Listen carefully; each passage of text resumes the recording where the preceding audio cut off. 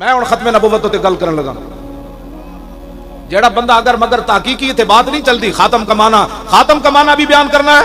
سورج چڑھا ہوا ہو نصف النہار 22 جون کا سورج چڑھا ہوا ہو اور کوئی بندہ کہے جی سورج نہیں چڑھا ہوا, بجھی ہوئی موم بتی لائے, وہ بھی بجھی ہوئی موم بتی 22 جون کے سورج دوپہر کے وقت 12 بجے کے سورج کے سامنے وہ بجھی ہوئی موم بتی لائے اور وہ کانا دجال قادیانی مرزائی. میں ہوں گل کرنے لگا ختم نبوت تے اپنی ذمہ داری تے. میرا نام خادم حسین رضوی ہے. میں ہوں ختم نبوت تے گل کرنے لگا اپنی ذمہ داری تے. میرے بارے کہیں جی بڑی سخت باتیں کرتا ہے. میں کہا جلیا جب حضور دی عزت تے گل ہوئے تے سخت گل ہی ہو سکتی. ویسے بڑے مسکین میں ہاں جی میں پڑھے ہی کوئی نہیں نرم بات دا. ابو دجانہ نو حضور تلوار دیتی نا میدان احد وچ تے انج لے کے چلے ان الذی یاہدنی خلیلی ونحن بالصفق لدن نخیلی اللہ حکومت دہر فی القیولی اضرب بسیف اللہ والرسول. کیا جو حالات کو دیکھ کر پیچھے ہٹتے ہیں نا, میں ان کے لیے حضور کا وہ حضور کی تلوار کے اوپر پتہ کیا لکھا تھا, فل جبن عارن وفی الاقبال مکرمۃ والمرء بالجبن لا ينجو من القدر. جو تلوار میرے آقا نے ابو دجانہ کو دی اس پر لکھا تھا کہ بوزدلی ایک شرمندگی ہے, آگے بڑھنا عزت ہے, اور کوئی بندہ بھی اپنی بوزدلی کی وجہ سے تقدیر سے نہیں بچ سکتا. آگے بڑھنا عزت ہے, حالات کو دیکھ کر پیچھے ہٹنا عزت ہے. حالات کبھی بھی ٹھیک نہیں ہوئے. جب حضور نے لوگا پتھر رہتے مار دیتا ہو تو حالات ٹھیک سے. مولوی خادم کی پگڑی نہیں کھلنی چاہیے. اپنی پگڑیوں کی حفاظت کے لیے لوگ حالات کا رونا روتے ہیں. حالات کا رونا نہیں رونا, کچھ بھی نہیں ہونا. کیا آخر موت ہے نا, اس سے بڑی کیا بات ہو سکتی ہے کائنات.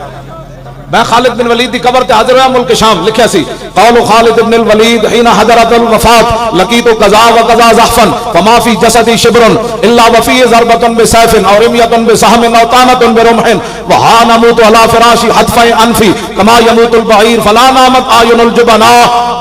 فرمایا خالد بن ولید اس ویلے گل کیتی جد دنیا تو جان لگے. فرمایا میں بڑی بڑی جنگاں وچ حاضر ہویا, میرے جسم تے ایک بالش جگہ نہیں بچی جتھے تلوار تے تیر تے نیزہ نہ لگے. تیرا میرا جسم زیادہ قیمتی, ایک ہتھکڑی بھی حضور دی خاطر نہ لوا سکیا, ایک ہتھکڑی بھی حضور دی خاطر تو نہ لوا سکیا, ایک پرچ بھی حضور دی خاطر نہ کٹا سکیا. فرمایا جسم تے ایک بالش جگہ نہیں بچی. فرمایا اس موت نو میں بڑی بڑی جنگاں وچ تلاش کیتا, اودوں تے نظر نہ آئی. اج خالد نو کمزور سمجھ کے آ گئی, کیوں جی موت بھی نہ آئی. آخری جڑا جملہ ہے نا خالد بن ولید تو بڑا ڈاٹا ہے. آپ نے فرمایا فلا نامت اعین الجبنا. فرمایا پوس دلاں انشاءاللہ کدی نیند نہ آوے. فرمایا پوس دلاں نو جا کے میرا پیغام سنا دینا جے تلواراں تے تیراں تے نیزے نال مردا خالد کدوں دا مر چکیا ہوندا. مرنا اس ویلے ہی ہے جس ویلے موت آئی ہوئے بندے نے. ہاں جی لبیک یا رسول اللہ. ہن دوسری فرمان جنگ یرموک مسلماناں دی تعداد 36000, کافراں دی تعداد 3.5 لاکھ تے صحابہ دی پگڑیاں پھٹیاں ہوئیاں, کپڑے بھی بوسیدہ تے جنگاں کر کر کے تے جسم مبارک بھی کوئی زیادہ اس طرح طاقت والے نہیں. تے مہان انہاں دا بڑا بدماش آیا سپہ سالار, انہیں آ کے خالد بن ولید دے سامنے کھڑا ہو کے کہا صحابہ سارے کھڑے, جرنیل کھڑے, زمین آسمان نے منظر نہیں ویکھے ہونا. خالد بن ولید بھی کھڑے, حضرت مثنہ بھی کھڑے, حضرت شرحبیل بھی کھڑے, ابو عبیدہ بن جراح بھی کھڑے, معاذ بن جبل بھی کھڑے, اے بڑے بڑے شیر صحابہ کھڑے. اے نہیں سی کسی نے کہا جناب اسی فلانی جنگ جے لڑی لہذا ہن گھر بیٹھ جائیں. نابینا صحابی بھی کھڑے, عبداللہ ابن ام مکتوم تے بڑے صحابی بھی کھڑے 86 سال, عمر بن مادی کرب بھی کھڑے, تے ہاتھ کٹے ہوئے عمر بن طفیل دوسی بھی کھڑے, تے بدری بھی 100 صحابہ کھڑے, بدری بھی 100 صحابہ تے کھڑے.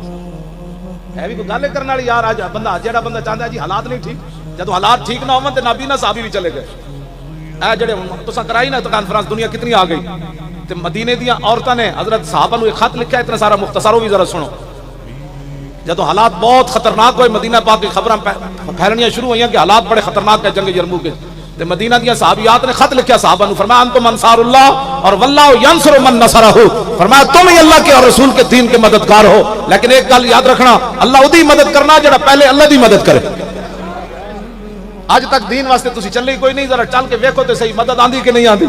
تسی تے چلے ہو سیاسیاں واسطے, تسی تے چلے ہو برادریاں واسطے. جے محمد عربی دے دین واسطے چلے ہوندے تے دین دے سمندر وچ بھی گھوڑے نہیں ڈبن دیندا. میں سچی تہاڈے نال گل کر رہا.